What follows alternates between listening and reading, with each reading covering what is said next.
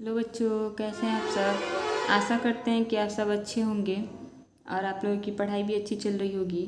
हम कक्षा 9 का गणित विषय पढ़ रहे हैं, जिसके अंतर्गत हम अध्याय 1 पढ़ रहे हैं। पिछले वीडियो में हमने 1.1 प्रश्नावली को हल किया था, जो कि आप प्लेलिस्ट में जाकर देख सकते हैं। कक्षा 9 के गणित विषय के प्लेलिस्ट में जाकर आप इस वीडियो को देख सकते हैं। प्रश्नावली 1.1 को हम पढ़ चुके हैं।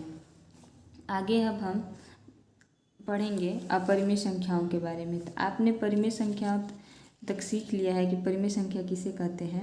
अब हम जानेंगे कि अपरिमेय संख्या किसे कहते हैं। ठीक, तो जैसा कि आप इतना जान गए हैं कि परिमेय संख्या इसमें अ लग गया है, तो इसके नाम से ही आपको स्पष्ट हो रहा होगा कि परिमेय संख्याओं का ये उल्टा होगा, तभी तो इसमें अ लगा है। जैसे कि सत्य में अ लग जाता है तो क्या हो जाता है, असत्य। तो वैसे ही परिमेय में अ लग गया है, यानी कि अपरिमेय। तो अपरिमेय संख्याओं को किससे, एस से सूचित किया जाता है और इसको इरेशनल नंबर कहा जाता है।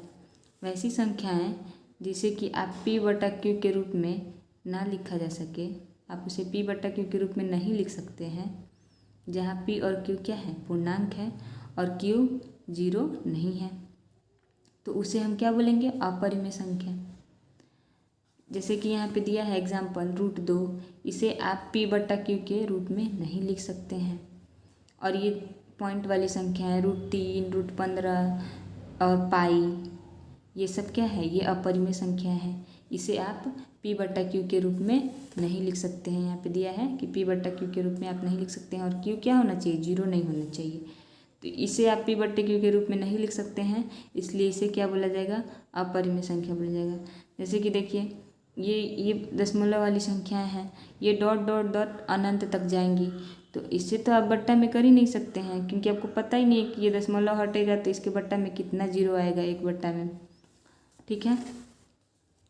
और देखिए, वैसे ही आप √2 का भी, अगर √2 को निकालेंगे तो वो भी ऐसे ही डॉट डॉट डॉट डॉट आते रहेगा, तो ये नहीं होगा। ठीक, इसका वर्गमूल निकालिएगा तो अपरिमेय हो जाएगा। आगे दिया है वास्तविक संख्याएं। तो जितना संख्या हम अभी पीछे पढ़े अपरिमेय से पहले, पीछे वाले वीडियो में आप देख सकते हैं, परिमेय संख्या, प्रकृत संख्या, पूर्ण संख्या, पूर्णांक संख्या, उन सभी संख्याओं को इस थैला में देखिए बांध दिया गया है। तो ये थैला किस चीज़ का बन गया, वास्तविक संख्याओं का। वास्तविक संख्या को आप रेशनल नंबर से जानेंगे, इंग्लिश में इसको रेशनल नंबर कहते हैं और इसे R से सूचित किया जाता है। ठीक है। इसके आगे अब हम जानेंगे कि जो अपरिमेय संख्याएं हैं, यहाँ पे दिया गया है कि संख्या रेखा पर √2 का स्थान निर्धारित कीजिए। संख्या रेखा आप पढ़े होंगे पिछली कक्षा में, इस प्रकार की संख्या रेखा होती है और पिछले वीडियो में भी मैंने इसके बारे में बताया है। तो संख्या रेखा पर √2 का स्थान कहाँ पे होगा, उसका निर्धारण करना है। संख्या रेखा आप बनाते होंगे तो उसमें √2 नहीं दिखता होगा आपको, 0, 1, 2, 3 इधर दिखता होगा अनंत तक, और इधर आपको माइनस वाली संख्याएं दिखती होगी। लेकिन इस संख्या रेखा पर हमें √2 बताना है कि √2 कहाँ पे होगा। आइए अभी हम जानेंगे कि √2 का स्थान कैसे निर्धारित करेंगे। ठीक है। तो सबसे पहले इसके लिए हमको स्केल लेना होगा और उसके बाद एक संख्या रेखा बनानी होगी। स्केल की सहायता से आप रेखा खींच दीजिए एक। ठीक है, इस तरह से एक हम रेखा खींच देंगे पहले, और उसके बाद इसको हम, इन दोनों के बीच की दूरी को हम 1-1 सेंटीमीटर मान लेंगे। ठीक, तो पहले यहाँ पे हम मार्क कर देते हैं कि ये इस प्रकार से होगा। मार्क करने के बाद आप इसमें देखिए, इधर ले लीजिए √3, सॉरी -3, -2, -1, उसके बाद यहाँ पे आपका हो जाएगा 0, 1 और ये 2, 3। ठीक है, इधर हम ऐसे ही छोड़ देंगे क्योंकि संख्या रेखा ऐसे आगे तक जाता है। ठीक है, तो हम इतना ही तक संख्या लेंगे, यहाँ पे 3 होगा। उसके बाद देखिए, इन दोनों के बीच कितना है, 1 सेंटीमीटर दूरी है ना। यहाँ पे ये दूरी 1 सेंटीमीटर है। ठीक, यही 1 सेंटीमीटर दूरी हम ऊपर भी ले लेंगे। यहाँ पे 1 से हम ले लेंगे ऊपर में 1 सेंटीमीटर दूरी।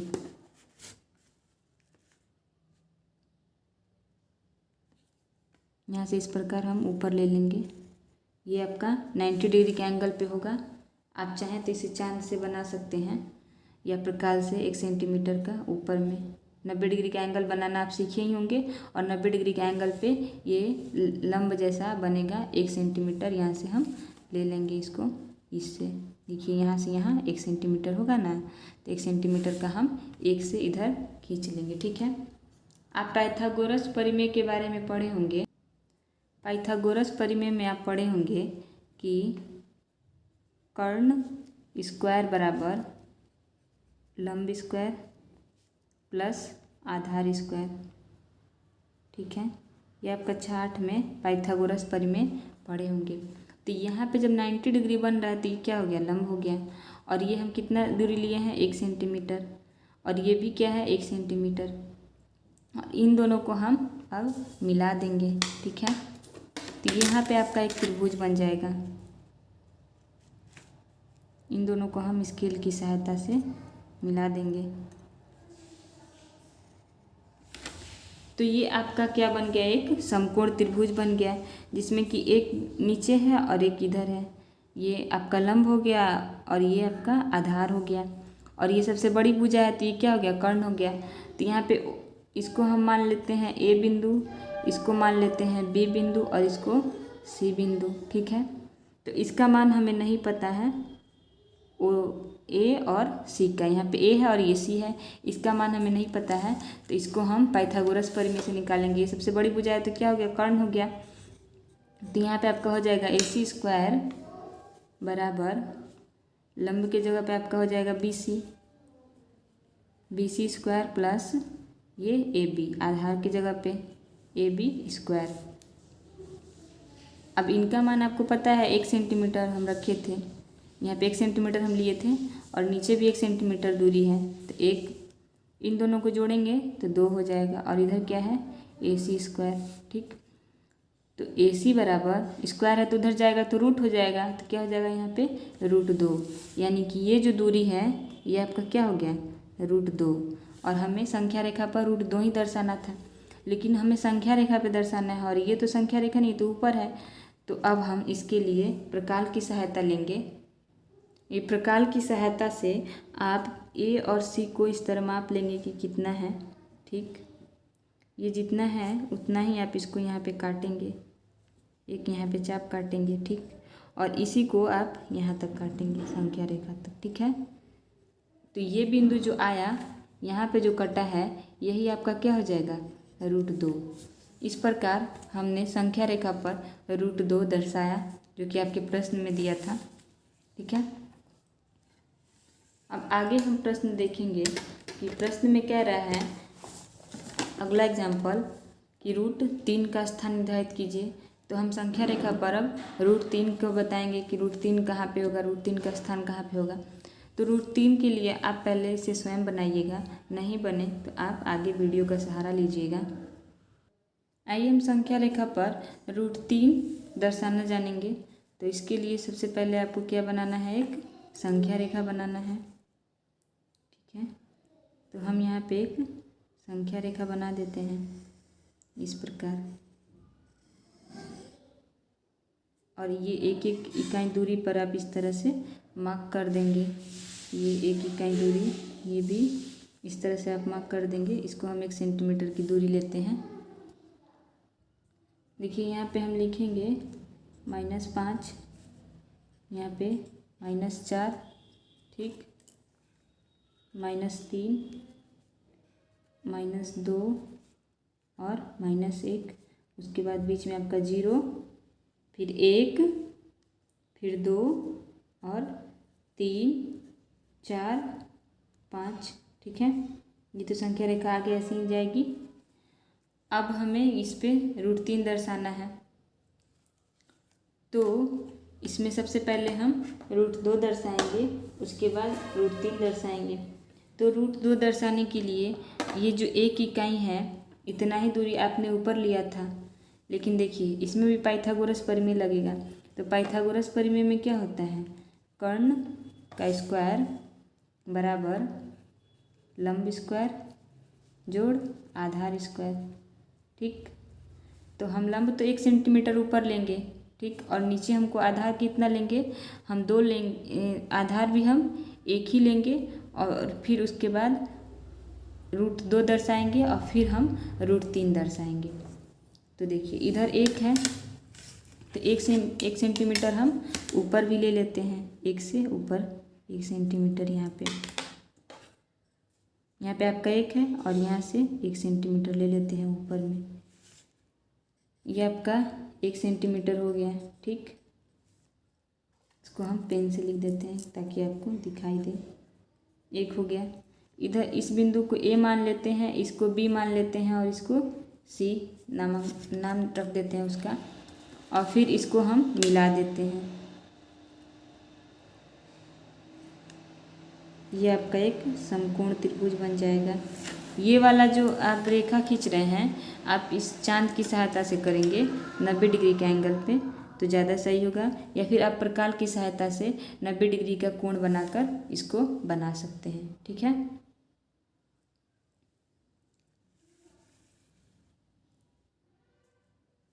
अब देखिए ये आपका 1 सेंटीमीटर हो गया और ये भी 1 सेंटीमीटर हो गया। तो इस भुजा का मान क्या आएगा, यहाँ पे 1 का स्क्वायर और 1 का स्क्वायर, जैसा कि पिछले प्रश्न में हमने किया था। और कर्ण क्या है आपका A और C, और लंब है आपका ये 1 और आधार है आपका 1 रख दिए। तो इसका क्या आ जाएगा 2, यहाँ पे स्क्वायर है तो AC बराबर रूट में चला जाएगा ये, तो यहाँ पे क्या है आपका √2, ठीक। अब इसको आधार मान के एक और इधर हम लंब करेंगे 1 सेंटीमीटर का।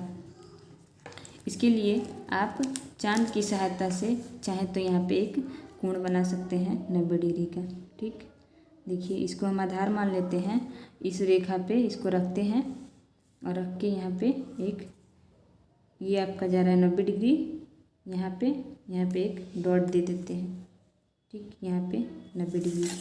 और इधर हमको कितना दूरी लेना है, इसमें भी 1 ही सेंटीमीटर लेना है, तो यहाँ से हम 1 सेंटीमीटर ये ले लेंगे, लेकिन हमको इस एंगल पे लेंगे तभी ये 90 डिग्री का एंगल बनेगा। तो यहाँ से हम 1 सेंटीमीटर का इस प्रकार ले लेते हैं। ये आपका 1 सेंटीमीटर का हो जाएगा ABC, और इसको हम D नाम रख देते हैं। फिर इसको क्या करेंगे A से मिला देंगे।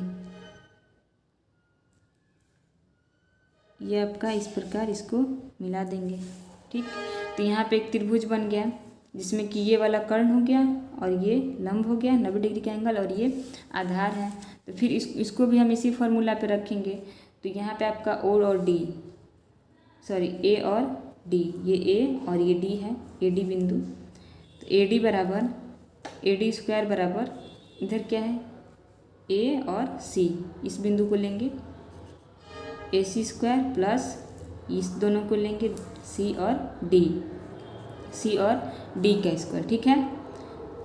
तो AD स्क्वायर बराबर A और C आपका आया है कितना √2, तो हम यहाँ पे √2 लिखेंगे। उसके बाद इसका स्क्वायर हो जाएगा ये, और C और D, CD हमने 1 सेंटीमीटर लिया था तो 1 का स्क्वायर, √2 का स्क्वायर होगा तो यहाँ पे 2 हो जाएगा और यहाँ पे 1, इन दोनों को जोड़िएगा तो आपका 3 आएगा, और यहाँ पे AD का स्क्वायर।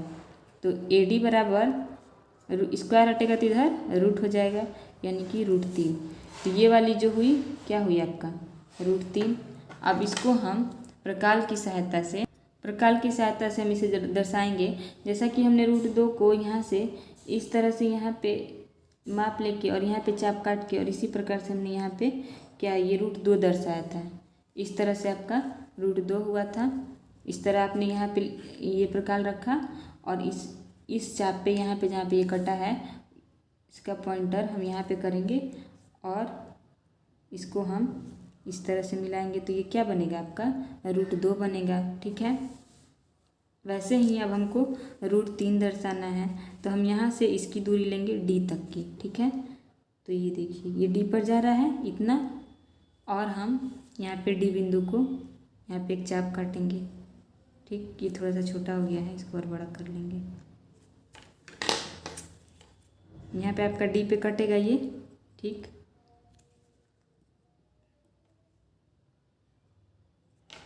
ये डी बिंदु पे कटेगा और इसी चाप को आप इस तरह से नीचे तक बढ़ा देंगे यहाँ तक।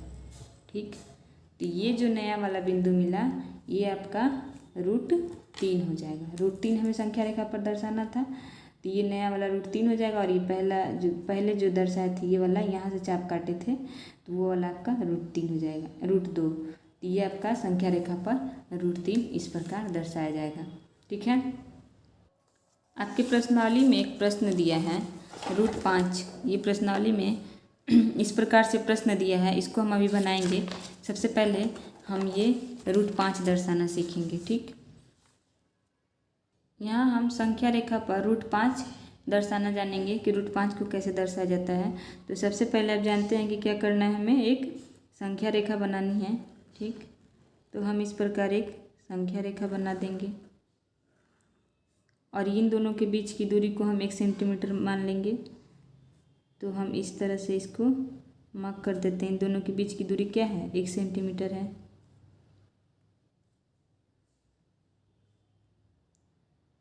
वैसे ये सेंटीमीटर स्केल ही है, तो इन दोनों के बीच का दूरी क्या होगा, 1 ही सेंटीमीटर होगा।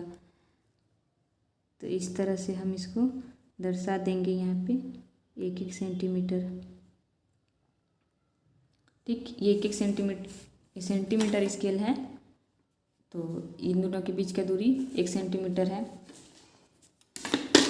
तो देखिए यहाँ पे हम लिख देते हैं -4, -3, -2, -1, यहाँ पे हो जाएगा 0, 1, 2, 3, 4, 5, 6 और 7।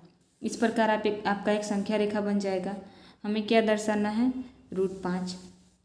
तो √5 दर्शाने के लिए आप जानते हैं कि हमको कौन सा परिमेय लगाना है, पाइथागोरस परिमेय। तो पाइथागोरस परिमेय में क्या होता है, कर्ण स्क्वायर बराबर लंब स्क्वायर जोड़ आधार स्क्वायर।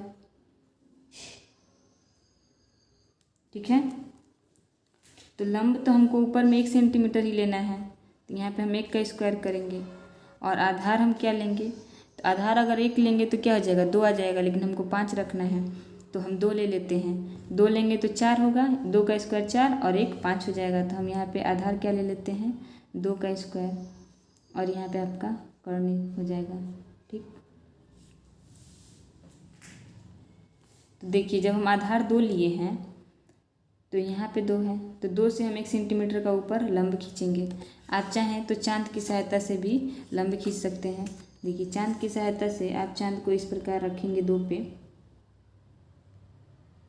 ठीक, यहाँ पे 2 पे यहाँ पे रख रहे हैं और ये 90 डिग्री का एंगल यहाँ पे जा रहा है, इस प्रकार हम यहाँ पे कर देंगे।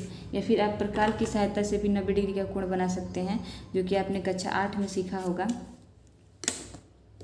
तो देखिए 2 से हम 1 सेंटीमीटर ले लेंगे, यहाँ से 1 सेंटीमीटर यहाँ तक ले लेते हैं। ये दूरी ये यहाँ से यहाँ तक 1 सेंटीमीटर है, तो हम 1 सेंटीमीटर यहाँ से ले लिए, ये 1 हो गया। और ये दूरी हमारा क्या है, यहाँ से यहाँ तक 2 है, 2 सेंटीमीटर, इधर 1 सेंटीमीटर। इसको आप मिला देंगे इस प्रकार, तो यहाँ पे एक समकोण त्रिभुज बनेगा। ये आपका समकोण त्रिभुज बना। इसको आप ए बिंदु दे दीजिए, इसको बी और इसको सी। ठीक, तो देखिए यहाँ पे कर्ण की जगह पे हमारा क्या कौन सा बिंदु है, ए और सी। इस बिंदु का नाम हमने ए रखा है, इस बिंदु का ए है और इस बिंदु का बी और ऊपर सी। ठीक है, तो कर्ण आपका क्या हो जाएगा, AC², और इन दोनों को जोड़िएगा तो ये लंब 1 है ना, लंब 1 रखे हैं, यहाँ पे लंब 1 है, यहाँ पे 90 डिग्री का एंगल बनेगा। और आधार कितना है, 2, यहाँ पे 2 लिए हैं, तो 1 हो जाएगा और 2 का स्क्वायर 4। इसको आप जोड़िएगा तो क्या आएगा, 5, और इधर हो जाएगा AC का स्क्वायर। तो जब स्क्वायर हटेगा तो इधर रूट आएगा, तो AC बराबर √5। तो ये क्या हो गया आपका √5। यही हमको दर्शाना था, लेकिन संख्या रेखा पर दर्शाना, ये तो संख्या रेखा है नहीं, तो इसको संख्या रेखा पर दर्शाने के लिए हमें प्रकार की सहायता लेनी होगी। तो इससे हम क्या करेंगे, इन दोनों के बीच की दूरी माप लेंगे, यहाँ से यहाँ तक। ठीक, ये माप लिए और उसके बाद इस प्रकार से हम यहाँ पे एक चाप काटेंगे। ये दूरी ले लिए और प्रकाल की सहायता से हम यहाँ पे एक चाप काटेंगे और इसी चाप को हम नीचे तक लेते आएंगे यहाँ तक। ठीक है, तो ये जो कटा है ये वाला, ये क्या हो जाएगा आपका √5 हो जाएगा। यहाँ पे आपका √5 बिंदु हो जाएगा। ठीक, आगे अब हम प्रश्नावली के प्रश्न देखते हैं। देखिए प्रश्नावली में प्रश्न दिया है। पहला प्रश्न, नीचे दिए गए कथनों को सत्य बताना है और कारण भी बताना है। तो प्रत्येक परिमेय संख्या एक वास्तविक संख्या होती है। तो वास्तविक संख्या के बारे में हमने पढ़ा था कि जितनी भी संख्या होती है, प्रकृत संख्या, पूर्ण संख्या, पूर्णांक संख्या, परिमेय, अपरिमेय, वो सब क्या होता है और वास्तविक संख्या होता है। यहाँ पे आपने देखा था वास्तविक संख्या का ये पोटली था, इसमें सारी संख्याएं आ रही थी। तो अपरिमेय संख्या भी इस पोटली में देखिए होगी, रूट वाली संख्या इसमें होगी। देखिए √19 दिया है ना। तो अपरिमेय संख्या भी आपका वास्तविक संख्या है। तो आप लिखिएगा कि हाँ, सभी अपरिमेय संख्याएं वास्तविक संख्याएं होती है। दूसरा प्रश्न कह रहा है, संख्या रेखा पर बिंदु M के रूप का होता है। संख्या रेखा का प्रत्येक बिंदु √M के रूप का होता है, जहाँ M एक प्रकृत संख्या है। तो ये वाला प्रश्न क्या है, असत्य है। क्यों असत्य है? क्योंकि जो रूट में संख्या होती है उसको जब हम बाहर निकालेंगे तो m एक प्रकृत संख्या है m। तो मान लीजिए कि रूट में आपका -4 दे दिया है, तो -4 को जब आप बाहर निकालेंगे तो वो प्रकृत संख्या कैसे होगा? क्योंकि प्रकृत संख्या में तो गिनती की संख्या आती है और गिनती की संख्या में तो माइनस नहीं होता है। तो ये क्या होगा, आपका असत्य होगा। वहीं अगला प्रश्न क्या कह रहा है कि प्रत्येक वास्तविक संख्या एक अपरिमेय संख्या होती है। तो जितना भी वास्तविक संख्या है वो एक अपरिमेय संख्या होगी? नहीं होगी। अपरिमेय संख्या वास्तविक संख्या होती है, लेकिन वास्तविक संख्या अपरिमेय नहीं हो सकती है, क्योंकि वास्तविक संख्याओं के समूह में हमारा परिमेय, अपरिमेय, पूर्णांक, प्रकृत संख्या, सारी संख्याएं आती हैं। लेकिन अपरिमेय संख्या में तो सिर्फ अपरिमेय आती है। तो ये आपका असत्य हो जाएगा। ठीक, अगला प्रश्न कह रहा है कि क्या सभी धनात्मक पूर्णांकों के वर्गमूल अपरिमेय होते हैं? यदि नहीं तो एक ऐसी संख्या के वर्गमूल का उदाहरण दीजिए जो एक परिमेय संख्या है। आप पूर्णांक संख्या के बारे में पढ़ चुके हैं कि पूर्णांक संख्या क्या होता है, -अनंत से लेके +अनंत तक। ये आप यहाँ पे पढ़े थे पूर्णांक संख्या के बारे में, ये -अनंत से +अनंत तक। तो इसमें क्या कह रहा है कि पूर्णांकों का वर्गमूल अपरिमेय होता है, सभी धनात्मक पूर्णांकों का। तो देख लीजिए, ये मान लीजिए कि यहाँ पे यहाँ पे 4 भी आएगा, तो 4 का आप वर्गमूल निकालिएगा। 4 का वर्गमूल तो क्या आएगा, 2 आएगा। 4 का वर्गमूल 2 आता है, तो वो तो अपरिमेय नहीं है, वो तो परिमेय है। तो ये क्या कह रहा है, होती है? तो बोलिएगा कि नहीं होती है। और उदाहरण दीजिए, तो आप ये दे सकते हैं उदाहरण कि 4 का वर्गमूल क्या होगा, 2 होगा, और 2 क्या है, एक परिमेय संख्या है। पूर्णांक संख्या के बारे में हम पिछले वीडियो में पढ़ चुके हैं। ठीक, अब आगे प्रश्न देखते हैं। आगे के प्रश्न में ये √5 को दर्शाने के लिए बोल रहा है। √5 दर्शाना हम सीख चुके हैं। और आगे ये दिया है, इसमें आपको एक सर्पिल की रचना करनी है, जो इस प्रकार यहाँ पे बनाया हुआ है। और इसी सर्पिल की रचना करनी है आपको, आगे इसको बड़ा करते जाना है। तो चलिए इसको हम बनाते हैं। जैसा कि प्रश्न में ये यहाँ पे बनाया है, तो उसी प्रकार हम भी बनाएंगे। इसके लिए हम सबसे पहले क्या करेंगे, एक संख्या रेखा बना देंगे। ठीक है, इस प्रकार हम एक संख्या रेखा बना देंगे और इसमें 1-1 सेंटीमीटर ले लेंगे। आप जानते ही हैं इन दोनों के बीच की दूरी क्या होती है, 1 सेंटीमीटर होती है। ठीक, तो इस प्रकार हम एक संख्या रेखा बनाएंगे। सबसे पहले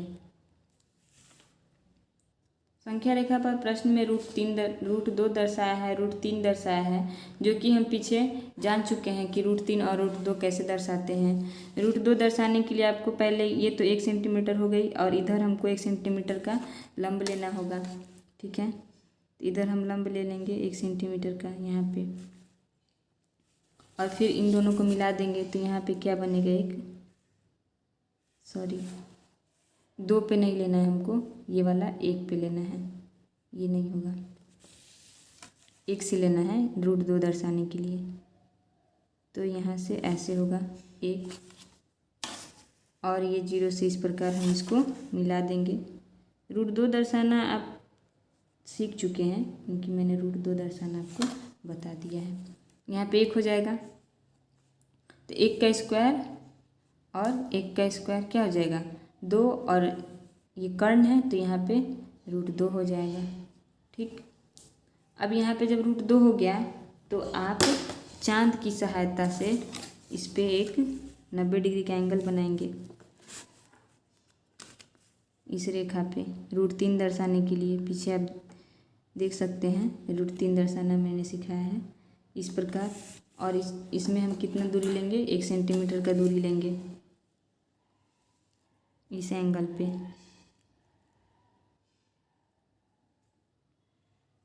ये हो गया।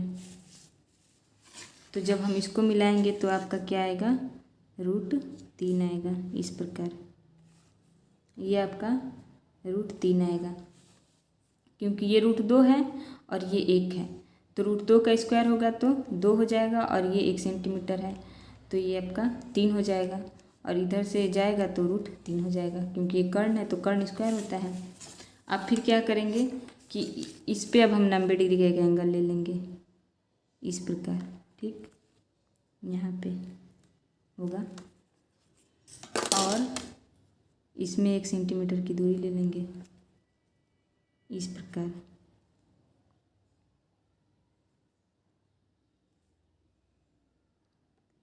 ये 1 सेंटीमीटर की दूरी हो जाएगी आपकी।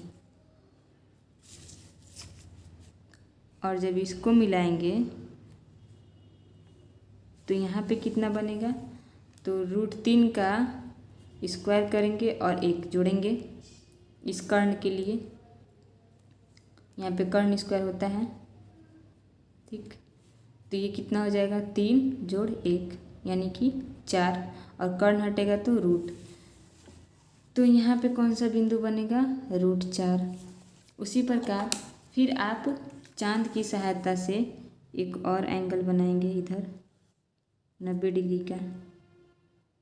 ठीक, और फिर इधर 1 सेंटीमीटर लेंगे हम इस प्रकार 1 सेंटीमीटर ले लेंगे इस एंगल पे।